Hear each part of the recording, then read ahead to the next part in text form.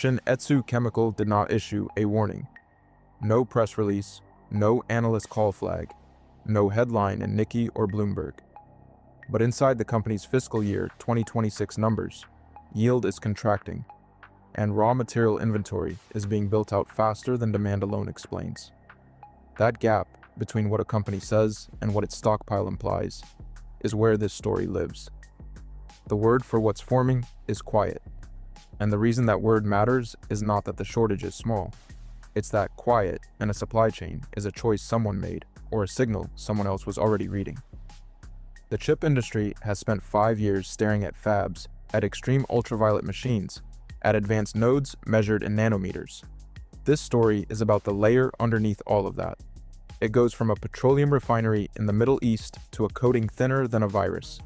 And it ends with a procurement decision that nobody announced, because nobody had to. Here's what Shin-Etsu's numbers are actually telling us. Shin-Etsu is among the world's largest suppliers of silicon wafers and Photoresist, the light-sensitive chemical used to etch circuit patterns onto chips. These are not optional ingredients. Every logic chip made at any leading fab runs through materials that companies like Shin-Etsu produce. Think of the company as the flour mill in a city full of bakeries. The bakers track bread prices, oven temperatures, delivery windows. Nobody tracks whether the mill's grain bins are full, until they aren't.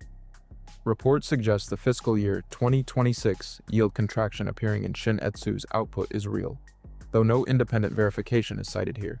What analysts have flagged alongside it is that raw material inventory buildup is outpacing what typical demand smoothing would require. That divergence, output falling, inputs accumulating, is the anomaly. Photoresist itself is applied in layers measured in nanometers. A human hair is roughly 80,000 nanometers wide. The material doing the most critical patterning work in a chip fab exists at a scale that makes a grain of salt look like a boulder. And the supply chain feeding it is measured in barrels of crude. The contraction in Shin-Etsu's output points upstream, not to a factory problem, not to a machine problem, but to something the chip industry almost never maps. Photoresist is synthesized from chemical precursors.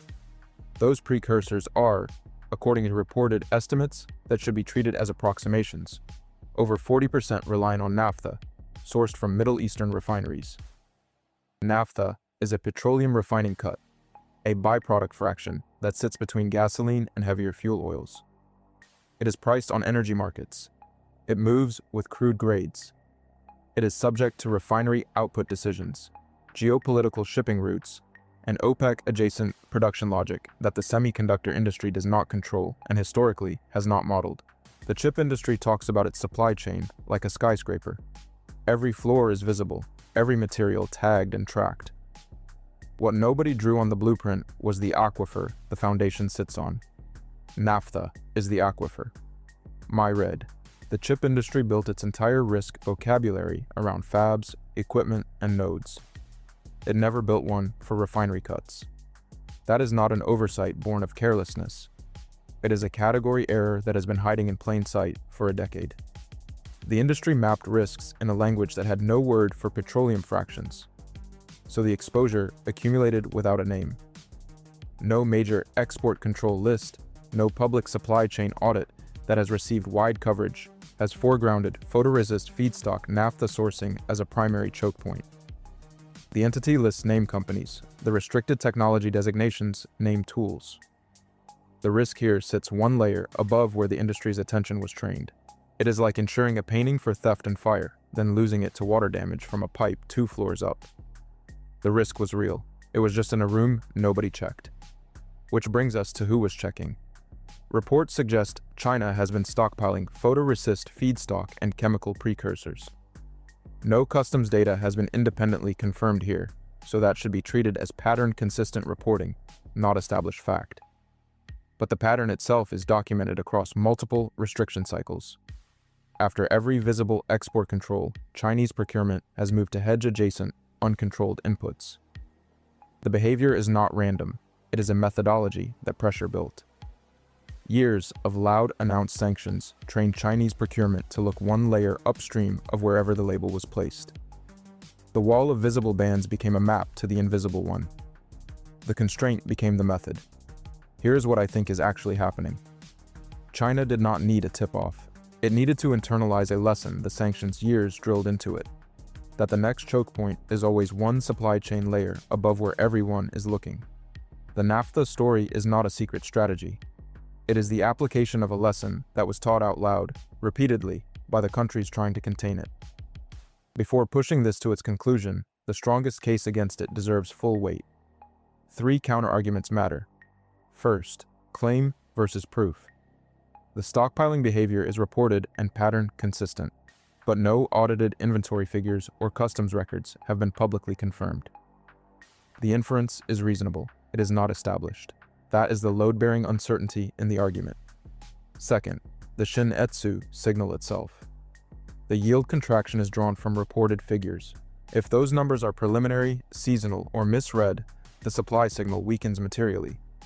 Though the Naphtha dependency is separately documented and stands regardless of what the quarterly numbers ultimately show. Third, Naphtha supply is not static. Refiners respond to price signals. Middle Eastern producers have economic incentives to supply. Alternative feedstock chemistry is reportedly under development in Japan and South Korea. The dependency is real, but not necessarily permanent. It changes severity and timeline, not structural exposure. I will be direct. We do not have audited figures on what China has stockpiled or how long those reserves would run. The thesis is coherent, the behavior is consistent with observed patterns, and the feedstock dependency is documented. But the full picture is not confirmed. That uncertainty does not break the argument. It sharpens the question. The caveats compress the certainty of the thesis, not its direction. The gap between what Shin-Etsu's numbers imply and what anyone announced is real. What remains unknown is exactly how wide the window is, or whether it is already closed. My plain read is this: the chip war has been fought with labels. Export control lists, entity lists, restricted technology designations. Every label is a signal to someone who knows how to read the unlabeled shelf next to it. China spent years learning that skill under pressure. The restriction meant to contain redirected. The visible wall became the map to the invisible one. Shin-Etsu's numbers were the signal. They appeared in a quarterly filing. They required no decoder ring. The question the industry now has to answer is why it was not already reading them. And who else was? The shortage forming right now is quiet. The interesting question is whether that was ever an accident. Quiet is not neutral. In supply chains, quiet is where the next 10 years get decided. Is there another unlabeled shelf? A feedstock? A chemical cut? A refinery output? That the chip industry is treating as background noise right now? Tell me what you think it is in the comments. And if this kind of supply chain archaeology is useful to you, subscribe. This channel goes one layer deeper every time.